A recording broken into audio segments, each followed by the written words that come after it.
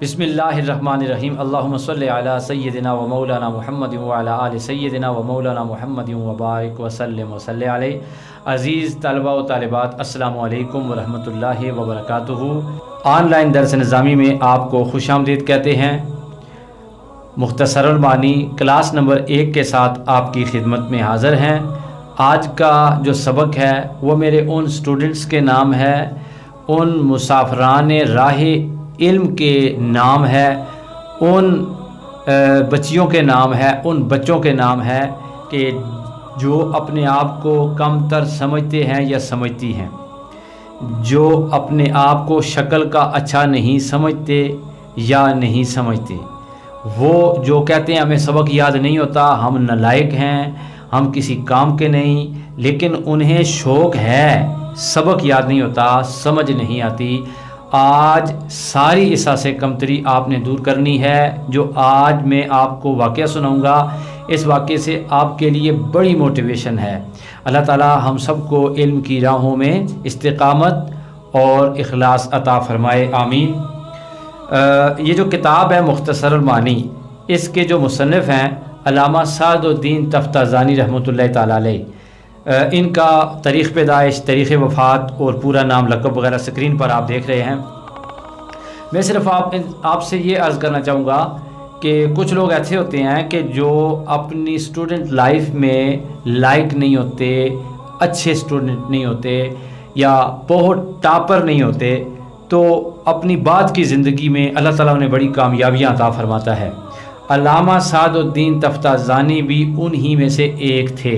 یہ اپنے استاد عداد الدین کی کلاس میں جب بیٹھتے تھے تو اسٹوڈنٹ باقی جتنے تھے وہ بھی اور ان کے استاد بھی انہیں نکما یا آپ کہہ سکتے ہیں کہ غبی اسٹوڈنٹ تصور کرتے تھے، اور یہ بھی کہتے تھے کہ مجھے کچھ بھی نہیں آتا، لیکن 3 کام یہ اپنے شوق سے کرتے تھے۔ 3 کام انہوں نے کبھی بھی نہیں چھوڑے۔ نمبر 1، انہوں نے محنت مسلسل کی ہے۔ نمبر 2، انہوں نے ادب کیا ہے استاد کا۔ نمبر 3، انہوں نے جو ہے وہ اخلاص یعنی نیت اچھی رکھی ہے کہ میں دین سیکھوں گا اور دین کی وجہ سے اپنے آپ کو بھی ٹھیک کروں گا اور میں دین کی خدمت بھی کروں گا، اللہ تعالیٰ کو راضی کروں گا۔ یہ 3 نیتیں آپ بھی کر لیں، اور چوتھی نیت آپ کر لیں کہ امید کا دامن کبھی نہیں چھوڑنا، نا امیدی نہیں کرنی آپ نے، ٹھیک ہے؟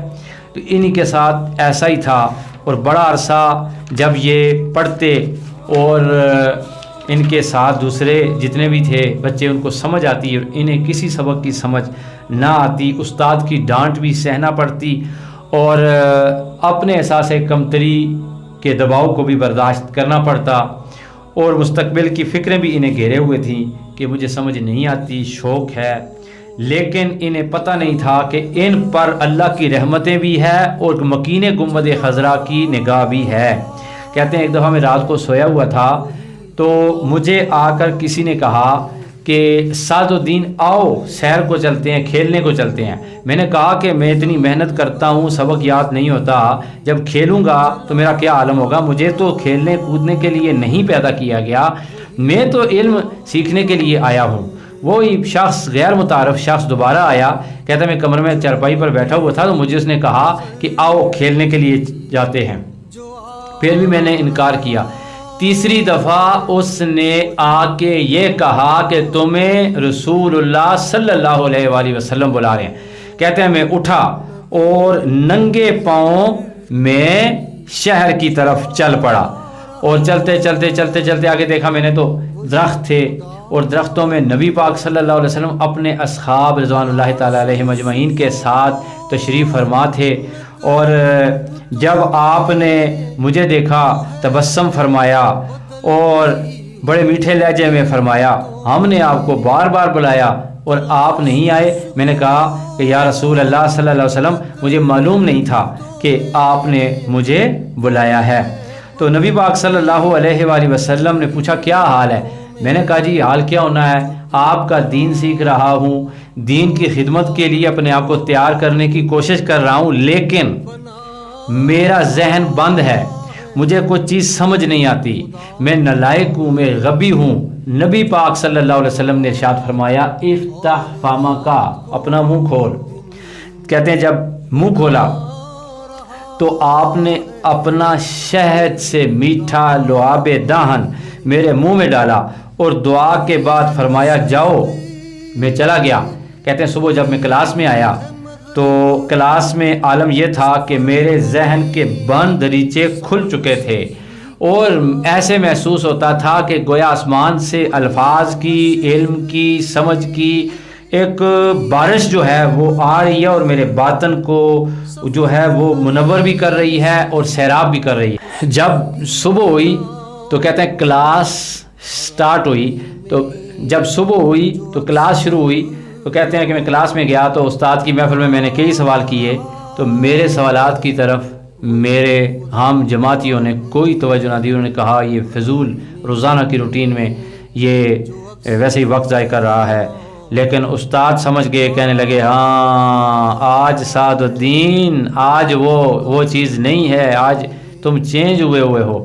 اور انہوں نے فرمایا یا سعد انک الیوم غیرک فیما مدا، آج جو کچھ تم ہو وہ کل نہیں تھے. اس کے بعد دوستو آپ نے کتابیں لکھی، ایسی کتابیں، مختصر المعانی، ہر بندہ پڑھ بھی نہیں سکتا، پڑھا بھی نہیں سکتا، اتنی مشکل کتاب ہے جی. اور آج تک یہ داخل نصاب درس نظامی ہے.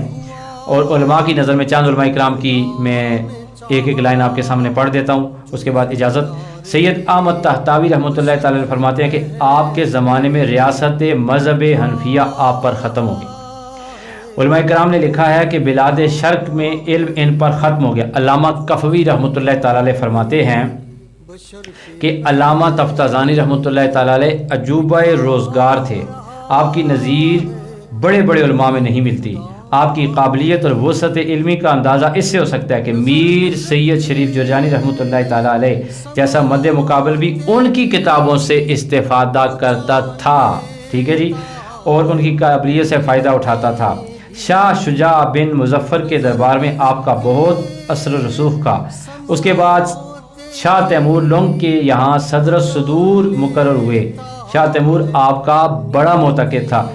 اس کے علاوہ بہت ہی ماشاءاللہ جب آپ نے مطول شرح تلخیص لکھی اور شاہ کی خدمت میں پیش کی تو شاہ نے بہت پسند کیا اور عرصہ تک قلعہ ہرات کے دروازے کو اس سے زینت بخشی. اب اندازہ کریں کہ پھر ایسے رحمت ہوتی ہے، پھر ایسے کرم ہوتا ہے.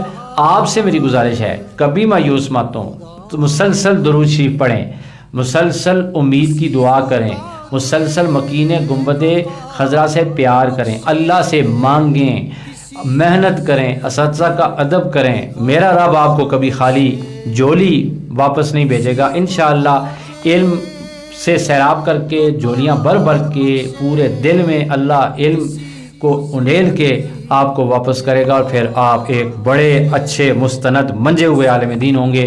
انشاءاللہ ایک وہ وقت آئے گا کہ پڑھنے والے آپ لوگ ایک بہت بڑے مقام پر ہوں گے. کبھی بھی آپ نے مایوس نہیں ہونا. آج کے لیے اتنا ہی. انشاءاللہ ایک دفعہ پھر ایک نئی کلاس کے ساتھ آپ کی خدمت میں حاضر ہوں گے. سید دلاور حسین شاہ کاظمی کو دیجیے اجازت. السلام علیکم ورحمۃ اللہ وبرکاتہ.